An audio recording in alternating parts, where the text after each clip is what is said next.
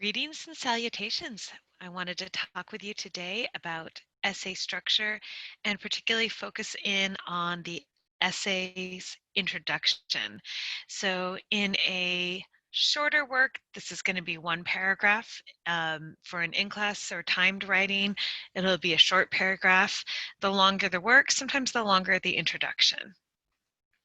But there's a classic structure to the introduction, and so I'm using a triangle that starts off broad and narrows down for a purpose, because you're not going to start off with your main idea, you're going to lead into your main idea. And so the introduction paragraph or introductory section is different from the body of your paper because you're leading into that main idea. Okay? And so it begins with typically a hook. You want to do something to capture your reader's interest in the topic. So if you think about fishing, you put a lure, something to get your reader engaged. It really helps, first of all, to know what you're writing about and who your reader is and what your purpose is for them. So if you are you writing for a general audience? Are you writing for parents? Are you writing for students? Are you writing for, you know, teachers? Who is your audience?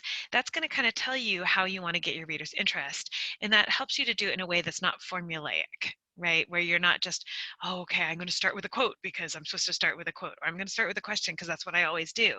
It's, no, I know what I want to say, and I know who I'm saying it to, and I know how to get their interest. I'm putting myself in my reader's shoes and thinking about what will make them connect somehow to the topic. Then you can't just jump from that hook into your thesis. You usually need some sort of bridge, and it depends on the topic. It depends a lot on your thesis, but you want to think about, how do you get from that attention grabber to the main idea of your essay?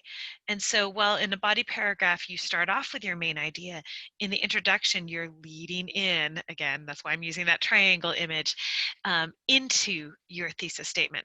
So sometimes the bridge, you need to provide context or background information. There might be definitions that you need, and it really, again, depends. So you have to decide for your reader, do you need to define terms?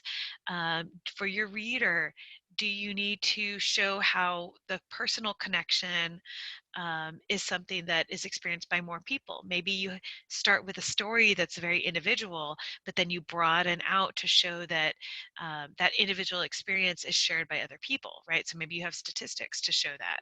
So again, very dependent on what you're trying to claim and who you're trying to write for. So thinking about your audience and your purpose and your thesis will really help you come up with natural, logical, effective introduction techniques. And then, of course, classically, you end with your thesis. It's the last sentence or two of that introduction. And it should be clear. If there's any sentence that should be clear in your essay, and all of them should be clear, but the thesis needs to be particularly clear. You've got to think about, where might your reader get confused, or where might your reader misread or misunderstand what you're trying to say. Now, you're not arguing for your thesis yet. That's the purpose of your body. You don't have to give reasons for your thesis. You don't have to support your thesis yet. That's not the purpose of the intro. But you want to end with a clear sense of what you are arguing. Now, sometimes within the thesis statement, you have what we call a forecast, or sometimes the sentence after the thesis might be a forecast that kind of lets your reader know what supporting points you're going to give, right? So if you have 3 supporting points or 5 supporting points, you might have a list of those supporting points in your thesis or right after your thesis. But you're not yet supporting, you're not yet arguing for it. This is the claim that you're going to argue. Now, there are techniques of delaying your thesis until later. Sometimes when you're trying to argue a position and you don't want your reader to immediately put on their defenses and kind of they're like, oh, I disagree with you. I'm not going to. Well, you can sometimes just ask a question that you are going to eventually answer with your thesis later in the paper. But the majority of the time, the vast majority of the time, you should be ending your introduction with that thesis. Okay. So it's important to realize that the order that your readers are eventually going to read your essay is not necessarily the order that you begin with or that you write with. You might be one of those people who has to write the body of the paper before you can write the thesis, before you can write the intro. You might be one of those people who has to really think it all through and have a strong intro before you can write the body. I've done both. I used to start with the intro and then write the body, but it would take me a good hour or two to write an intro. And then I would write the body much more quickly because I was thinking it all through as I was writing my intro. What I have found is for many people, they just do so much better if they write their body and then write the introduction after. So when you're thinking about an intro, it sometimes helps to start with your thesis and work backward as well, because the whole point of the intro is to lead into that thesis. Well, if you don't know where you're going, if you don't know what you're going to argue, it's kind of hard to lead into it, right? It's like creating a preview for a movie that hasn't been filmed yet. So, it helps to know where you're headed. So as an example, I'm going to use the slightly silly question of whether or not pineapple should be on pizza. And I'm going to argue, I'm not a huge fan of pineapples on pizza, but I don't hate it either.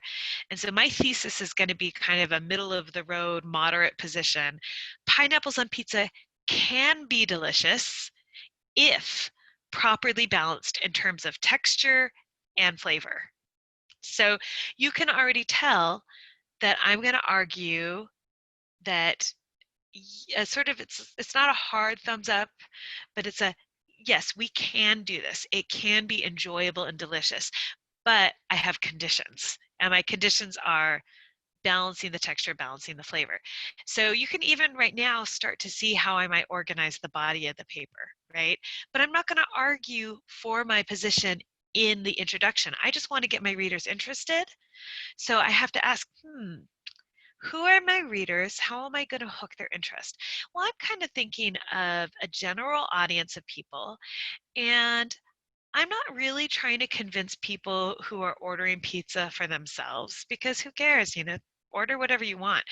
But I'm kind of thinking of a scenario where people have to agree, right? I've ordered pizza for my classes before for like final exams, and there's always a question of, well, what toppings are we going to get? And the pineapple on pizza is often controversial. So I want to think about a group of general readers, and I want to think about persuading them about how do you deal with the group situation rather than individual choice to put pineapples on or not, because if it's outside of the group context, who cares, right? So I want to think about that when I'm hooking my reader's interest.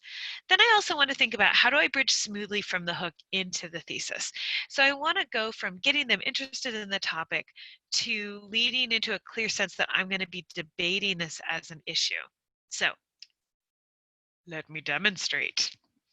So just as a reminder, I put the little triangle up here. I know my video is slightly obscuring it, but that we're leading into the thesis. So I came up with my thesis first, but in the introduction, I'm going to end with my thesis statement.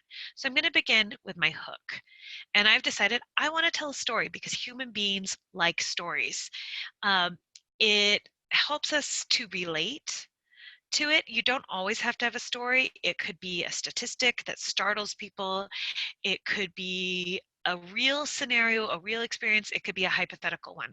I've created a hypothetical experience, and the way I made it hypothetical rather than real is I'm not saying, hey, last week I was hanging out with my friends, which I could, but I'm making this video in quarantine for the coronavirus, so I can't actually hang out with my friends right now. So I'm making it a hypothetical situation, and I'm starting off with the word imagine. You don't have to use imagine, but you want to do something that lets your reader know if it's not a real story, just for honesty's sake, right? So imagine you and your friends are hanging out. Now I'm using you because I want to address my reader. I don't want to use you all the time if it doesn't relate to my reader, but I'm trying to get my reader into my reader's head. Imagine you and your friends are hanging out, playing World of Warcraft, when your tummies start rumbling. David suggests you order pizza, to which you all respond, yeah. And I added this because I had a student ask recently, uh, what if I want to cuss in a paper? And I said, for me personally, I try not to cuss. I try not to curse. So, and in a professional environment, it's best to modulate your language.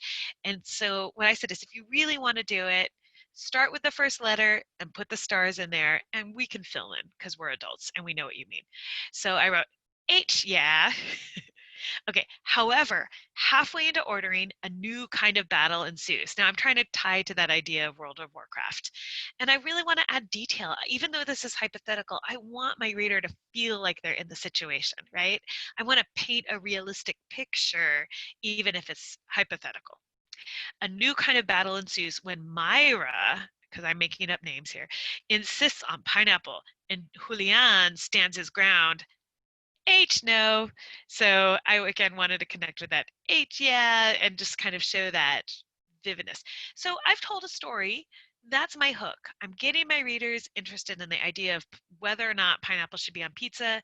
Right now, my readers should be feeling either a yes, order the pineapple, or no, don't order the pineapple. I want them to feel something. I want to use pathos. I want to use emotion. I know not all pathos has to be making somebody cry over a child with cancer. It doesn't all have to be making somebody scared or fearful. We just want to have an emotional response because we're human beings. We want to connect intellectually, but we also want to connect emotionally. So now I want to bridge into the fact that I'm going to make an argument. I'm going to make I'm going to debate this issue. So my bridge is the next part that I just added. This scene is played out again and again when groups try to agree on pizza toppings together. So now I'm giving a larger context. I'm pulling away from the hook. If you were on a video, right, I'm panning out, right? I have this sort of close in and now I'm panning out to talking about how this is not just a one-time experience of a strange group of people. This is a common experience. Then I said, pineapple seems to be simultaneously one of the most hated and the most beloved options. So, does pineapple belong on pizza or not? Now, I like using questions because I feel like they really focus the paper. I like to emphasize that idea of we're making intellectual inquiry, so we need to know what question we're asking, and that will direct where our essays are going. That will direct our research. That will direct how we think about things. So this is my bridge.